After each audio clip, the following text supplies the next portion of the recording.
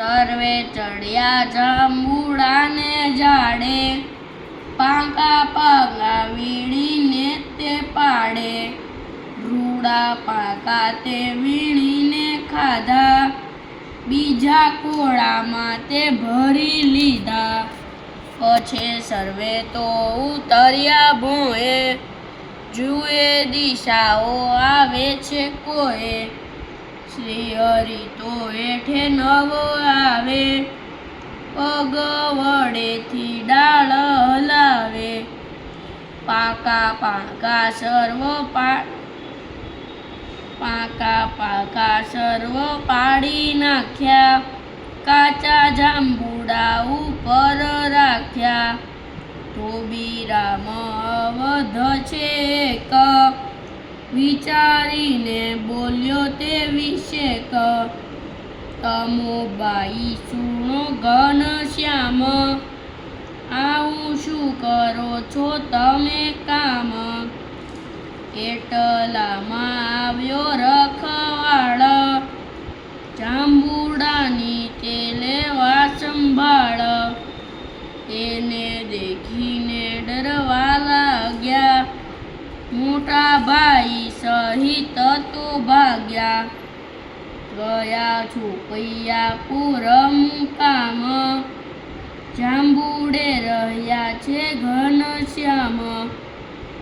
હરિવરને એકલા જાણી, બોલ્યો રખવાળ મુખવાણી.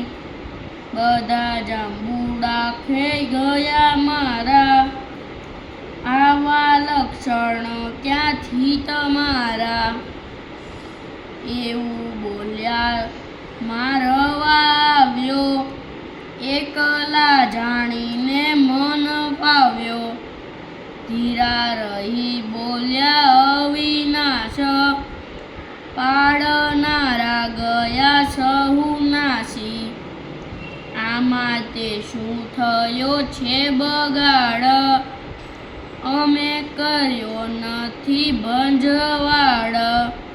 કોએ ઉપાડ્યો મારવા હાથ, નાઠા ત્યાંથી પછી દીનો નાથ.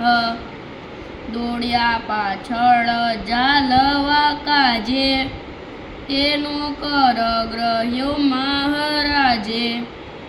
કર ખેંચીને પછાડ્યો ધર્ણ, ત્યારે તે થયો છે તુલ્ય મરણ. છાના માના આવ્યા પ્રભુ ઘેર, કોઈ જાણી શક્યા નહીં પેર.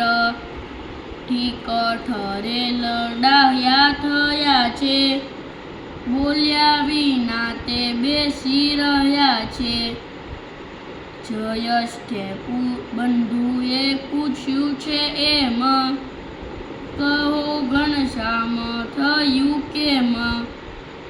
હરિ કે તમો બંધુ કહાવ્યા, મુને એકલો મૂકીને આવ્યા. એમ કહી બોલ્યા ઘનશ્યામ, હરિ ઈચ્છાએ થાય છે જે કામ. પાછો આવ્યો હતો વેણીભાઈ, બાજ્યા બેઉ તે હાક બધાય. રખેવાળને ઠેઠ પકડ્યો, તેને મૃત્યુનો માર્ગ દેખાડ્યો. એવું સુણી હાસ્ય વચન, સર્વે થયા મનમાં પ્રસન્ન. વળી છુપૈયા પુર મુજાર, એક વિપ્ર આવ્યો નિરધાર. એનું ગોરખપુર છે ગામ, રૂડું રામ રત્ન એવું નામ. ભાગવત ભણેલો તે સાર,